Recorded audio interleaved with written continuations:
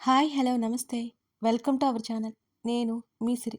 ఈరోజు మనం చెప్పుకోబోయే కథ 'ఏకాంత మంత్రం' పార్ట్ 53. కథలోకి వెళ్ళే ముందు వీడియోని లైక్ చేసి, హైప్ చేయడం మర్చిపోకండి. చీకట్లు ముసురుకుంటున్నాయి. వైజాగ్ చేరుకున్నారు. ఒక పెద్ద ఇంటి ముందు క్యాబ్ ఆగింది. అతనితో పాటు దిగింది. లగేజ్ పట్టుకుని లోపలికి నడిచాడు అర్జున్. అర్జున్, ఇల్లెవరిది అని అతని వైపు చూసింది సాహితి. డాడీ ఫ్రెండ్ హౌస్ ఇది. వాళ్ళిప్పుడు ఇక్కడ ఉండట్లేదు. ఫారెన్‌లో ఉంటున్నారు. ఎవరికైనా అమ్మి పెట్టమని డాడీకి చెప్పారంట. డాడీ మనకి నచ్చితే తీసుకుందామన్నారు. లేకపోతే ఎవరికైనా చూపిద్దామన్నారు. వివరణ ఇచ్చి ఆమెతో పాటు లోపలికి నడిచాడు అర్జున్. మెయిన్ గేట్ నుంచి వస్తుంటే దారికి ఇరువైపులా రంగురంగుల పూల మొక్కలు వాళ్ళకి స్వాగతం పలుకుతున్నట్టుగా ఉన్నాయి. కాస్త ముందుకు వెళ్ళగానే ఫ్లూట్ వాయిస్తున్నట్టుగా నిలబడి ఉన్న కృష్ణుడి బొమ్మ. అతని పాదాల దగ్గర కూర్చుని ఉన్న అతని ప్రియురాలో లేక ఇల్లాలో ఉన్నారు.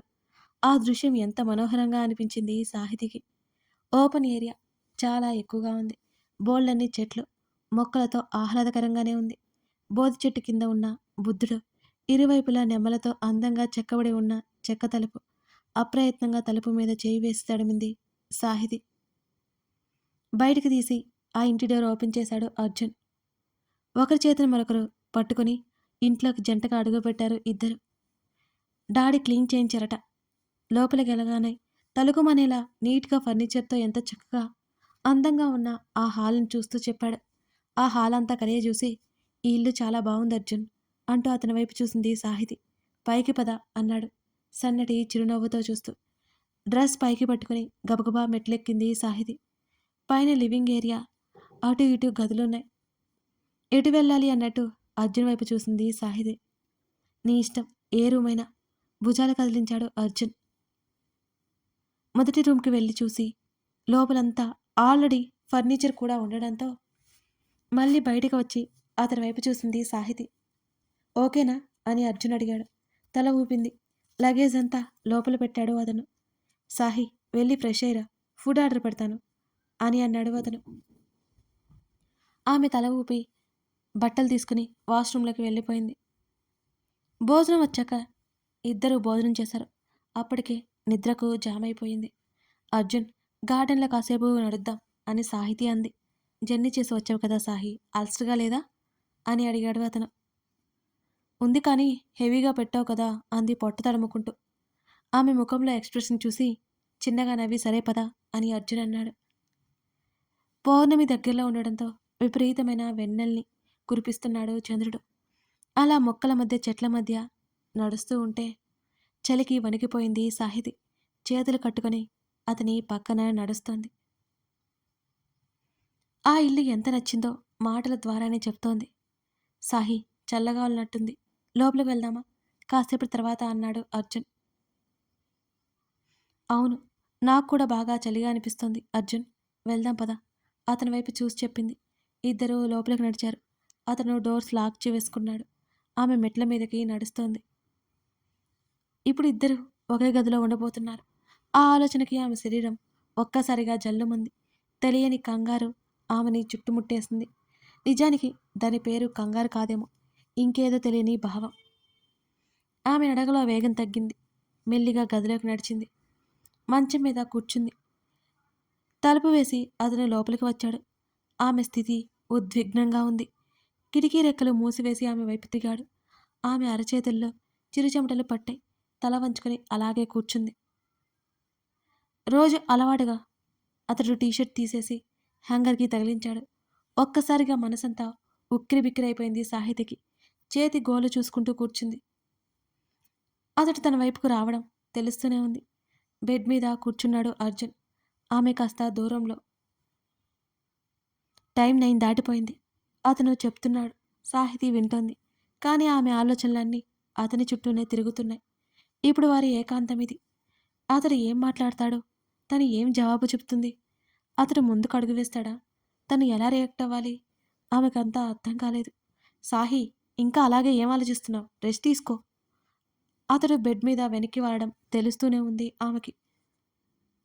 అప్పటి వరకు తల మీద నుంచి ఏదో తీసివేసినట్టుగా తేలిగ్గా తల తిప్పి అతని వైపు చూసింది. తల కింద ఒక చేతిని పెట్టుకుని మరొక చేతిని పక్కకు వేసి ఆమె వైపు చూస్తున్నాడు అర్జున్. మెల్లిగా మరోవైపుకు ఒత్తిగిల్లి పడుకుంది. నిద్ర పట్టలేదామెకి. మరో 5 నిమిషాల తర్వాత అర్జున్ వైపు తిరిగి చూసింది. అతను కళ్ళు మూసుకొని కనిపించాడు సాహితికి. తన్ని చూడ్డానికి గోడ దూకి మరీ వచ్చిన అర్జున్, అంత రాత్రి వేళ కూడా వెనకాడకుండా తన కోసం వచ్చి అంత అల్లరి చేసిన అర్జున్ ఇంత మౌనంగా ఉన్నాడేంటి? ఆమెకు అర్థం కాలేదు. మరో అరగంట వరకు ఆమెకు నిద్ర పట్టలేదు. శరీరం మాత్రం ప్రయాణ బడలికతో ఇబ్బందిగానే ఉంది. అతనికి తనకి మధ్య ఉన్న ఆ దూరం, ఆ కొంచెం దూరం కూడా తనకి నచ్చనే లేదు. ఏమైంది అర్జున్‌కి? ఎందుకిలా మౌనమునిలా ఉన్నాడు? ఫోన్‌లో మైత్రి చెప్పిన మాటలు తనకి గుర్తుకొస్తూనే ఉన్నాయి. మీ ఫస్ట్ నైట్‌కి ముహూర్తాలు వరుసగా ఉన్నాయి. పండగ చేసుకో. మైత్రి మాటలకు గుర్తుకొస్తుంటే ఎప్పటికీ బుగ్గల్లో సిగ్గులు పూస్తూనే ఉన్నాయి. కనీసం అర్జున్ తనతో మామూలుగా కూడా మాట్లాడలేదేంటి? ప్రయాణం వల్ల అలసిపోయాను అనా? అతన్ని చూస్తూనే నిద్రలోకి జారుకుంది మెల్లిగా. సతీమణిని పక్కన పెట్టుకుని కనీసం దగ్గరికి తీసుకోలేకపోయినందుకు అతను ఎంత ఇబ్బంది పడుతున్నాడో ఆమెకేం తెలుసు. మరునాడు ఉదయాన్నే మెలకువ వచ్చిన పక్కన చూసేసరికి అర్జున్ కనిపించలేదు సాహితికి. లేచి విండో కర్టన్స్ తెరిచింది. బాగా ఎండ పడుతుంది. ఫ్రెష్ అయి హాల్లోకి నడిచింది. తలుపులు మూసి ఉన్నాయి. హాలు మధ్యలోకి వచ్చి చుట్టూ చూసింది. కిచెన్లో అర్జున్ కనిపించాడు. నవ్వుకుంటూ అటువైపుకి వెళ్ళింది సాహితి. నలుపు రంగు కట్ బనియన్, కాఫీ కలర్ షార్ట్లో ఉన్నాడు. తెల్ల రంగు టీషర్ట్ హాల్లో సోఫాలో ఉంది.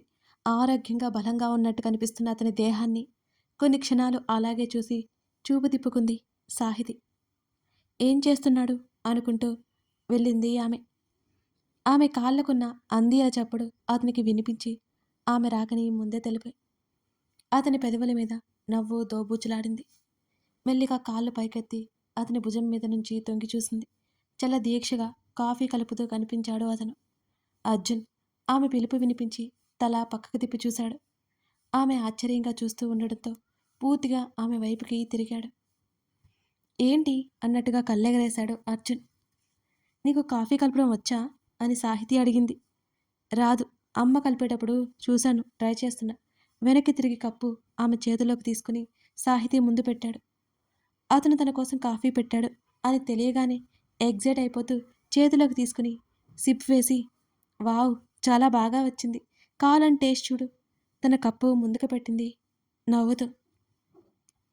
ఆమె చేతిలోది అందుకుని తాగి చూసి నాట్ బ్యాడ్ అని అన్నాడు అర్జున్. అప్పుడు గుర్తొచ్చింది తన ఎంగిలి అతను తాగుతున్నాడు అని. గబుక్కున వెనక్కి తిరిగి వెళ్ళిపోతుంటే ఆమె చేతిని మణికట్ట దగ్గర పట్టి ఆపేశాడు అర్జున్. నీకోసం పెడితే తాక్కుండా వెళ్ళిపోతావేంటి అని అతను అనగానే మెల్లిగా చేతిని చాపింది. అది తీసుకుని అక్కడి నుంచి సోఫా దగ్గరికి వచ్చింది. తల ఎత్తకుండా కాఫీ తాగడం పూర్తి చేసింది. ఆమె బిడియాలు భయాలు అతనికి తెలుసు కాబట్టి చిరునవ్వుతో గడ్డం కింద చేతిని పెట్టుకుని మరి ఆమెనే చూస్తున్నాడు అర్జున్. సాహి అతని పిలుపుకి తల ఎత్తి చూసింది. బయటికి వెళ్ళి టిఫిన్ చేసి అలా తిరిగేసొద్దాం అని అర్జున్ అన్నాడు. సరే, నేను డ్రెస్ చేంజ్ చేసుకుని వస్తాను అని అతనికి చెప్పి గదివైపు నడిచింది సాహితి. వాళ్ళు బయటికి వెళ్ళి తిరిగి వచ్చేసరికి సాయంత్రం 4 గంటలైపోయింది. అలసిపోయినట్లు ఇంట్లోకి రాగానే సోఫాలో వాలిపోయింది. అలసిపోయావా? అర్జున్ నవ్వుతూ అడిగాడు. ఆ కాదా, ఎంత తిరిగాం ఉదయం నుంచి అని అంది ముఖం వేలాడ తీసుకుని. సరే, వెళ్ళి రెస్ట్ తీసుకో సాహి అని అర్జున్ అన్నాడు. మరి నువ్వు కూడా తిరిగావు కదా, నువ్వు రెస్ట్ తీసుకోవా? సాహితి అడిగింది. నాకు చిన్న పని ఉంది, బయటికి వెళ్ళొస్తాను అని అర్జున్ అంటుంటే, అమ్మో, నువ్వు లేకుండా ఇంత ఇంట్లో నేను ఒక్కదాన్నే ఉండాలా అని భయంగా అడిగింది. అయితే వెళ్ళొద్దా? నేను కూడా వస్తాను. పర్వాలేదు, నేను వెళ్ళట్లేదు. అవసరమైతే ఇక్కడే వాచ్మెన్ ఉన్నాడు కదా, తెప్పించుకుంటానులే అని అర్జున్ అన్నాడు. అలా అన్నా బాగుంది. నువ్వు కూడా రెస్ట్ తీసుకోవాలి కదా, రా సాహితి పిలిచింది. నవ్వుతూ ఆమెతో పాటు గదిలోకి వచ్చాడు. కనీసం డ్రెస్ కూడా చేంజ్ చేసుకునే ఓపిక లేక బెడ్ మీద పడిపోయింది. అతడు డ్రెస్ చేంజ్ చేసుకుని వచ్చేశాడు. ఆమె పక్కన మరోవైపుకు వచ్చి పడుకుని నుదుటి మీద చేతులు పెట్టుకుని కళ్ళు మూసుకున్నాడు అర్జున్. అర్జున్ ఆమె పిలుపుకి తల తిప్పి చూశాడు అతను. సాహితి తన్నే చూస్తుంటే పూర్తిగా ఆమె వైపు తిరిగాడు. ఏమైంది సాహి? దిగులుగా చూస్తున్న ఆమె కళ్ళలోకి చూస్తూ ఆమె చెంప మీద చేయి వేశాడు అర్జున్. నా మీద నీకు ఏం కోపం లేదుగా అని సాహితి అడిగింది. చెప్పాను కదా, నీ మీద అంత తేలిగ్గా కోపం రాదు అని. అనవసరమైన ఆలోచనలు తీసేసి హాయిగా రెస్ట్ తీసుకో అని అర్జున్ అన్నాడు మృదువుగా.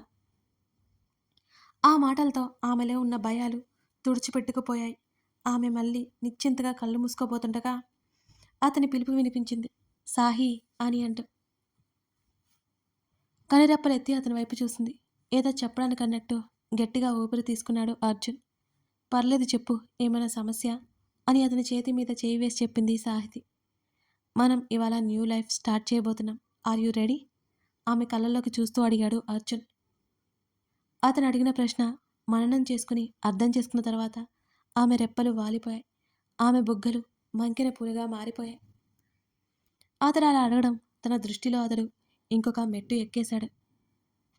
అధికారం ఉన్న హక్కుగా మాత్రమే చూస్తూ తనకిష్టమా కాదా అని కనుక్కుంటూ తన వ్యక్తిగత అభిప్రాయానికి విలువ ఇవ్వడం అంతా తేలికైన విషయం కాదు కదా. ఊ మెల్లిగా పలికింది ఆమె స్వరం. సాహి అంటే ఇష్టం లేదా? కావాలనే అన్నాడు. ముఖంలోని ఆమె భావాలు గమనించుకుండి నవ్వుకుంటూ కంగారుగా కళ్ళెత్తి చూసింది. ఉహుం, ఉహుం అంది. క్షణానికి ఒకసారి కనిరెప్పలు టపటపలాడిస్తూనే. అర్థమైంది, అంటే ఇష్టం లేదనేగా. It's okay Sahi. అతను తిరిగి పడుకున్నాడు. కోపం వచ్చి అతని భుజం మీద 2 దెబ్బలు వేసింది సాహితి. నీ ఇష్టం అన్న తర్వాత కూడా ఇలా మ్యాన్ హ్యాండ్లింగ్ చేయడం అవసరమా సాహి? అమాయకంగా ముఖం పెట్టుకున్నాడు అర్జున్. కావాలని చేయకు అర్జున్. చిరుకోపంగా వచ్చి అక్కడి నుంచి లేవడానికి ప్రయత్నం చేసింది సాహితి. ఆమె ముంజేతి దగ్గర పట్టుకుని మీదకు లాక్కున్నాడు. వెళ్ళి అతని ఛాతీ మీద వాలిపోయింది సాహితి. అతడి కళ్ళు నవ్వుతున్నాయి. ఆ కళ్ళల్లోకి చూసి చప్పున చూపు తిప్పుకుంది. అతని హృదయం మీద తల పెట్టుకుని కళ్ళు మూసుకుంది. ఎంతో భద్రంగా, ఎంతో హాయిగా అనిపించింది అతని వెచ్చటి కౌగిలి సాహితికి.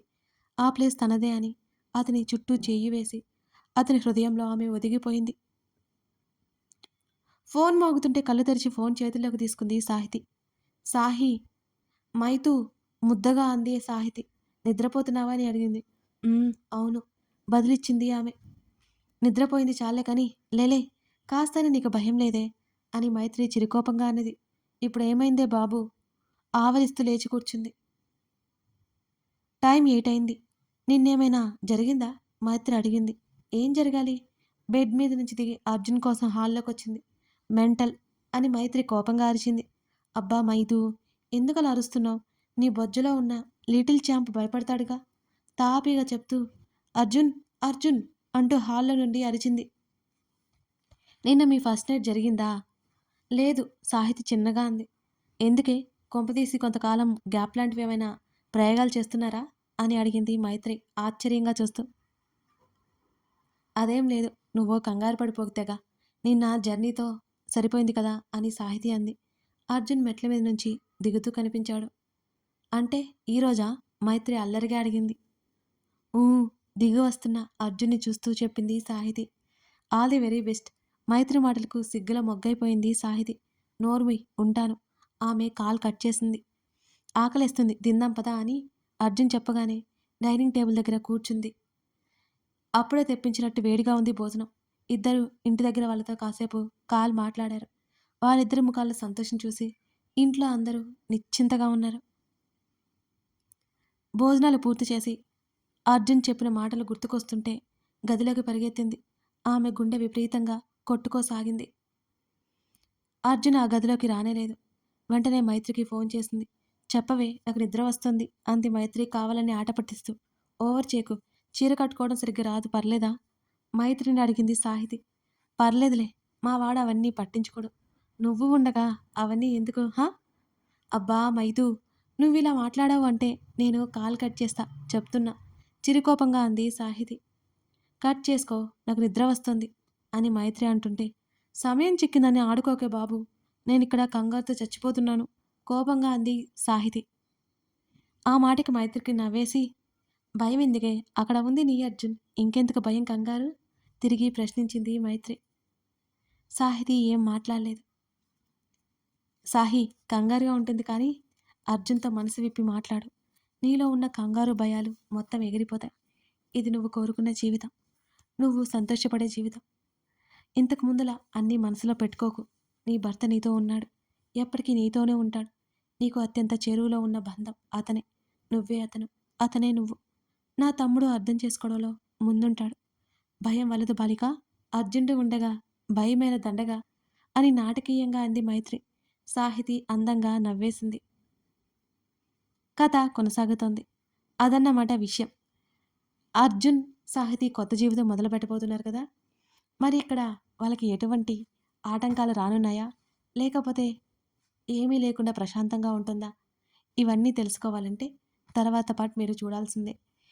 ఈ స్టోరీని మీరు ఇప్పుడే చూస్తున్నట్లయితే, మొదటి నుంచి చదవాలనుకున్న వాళ్ళెవరైనా ఉన్నట్లయితే, ప్లే లిస్ట్‌కి వెళ్ళి అక్కడ 'ఏకాంతమంత్రం' సిరీస్ మొత్తం ప్రతి ఎపిసోడ్ ఉంటుందండి. ఒకసారి చెక్ చేసుకొని చదివేయండి. Thank you for watching this video. మరో ఎపిసోడ్‌తో మనం మళ్ళీ కలుద్దాం.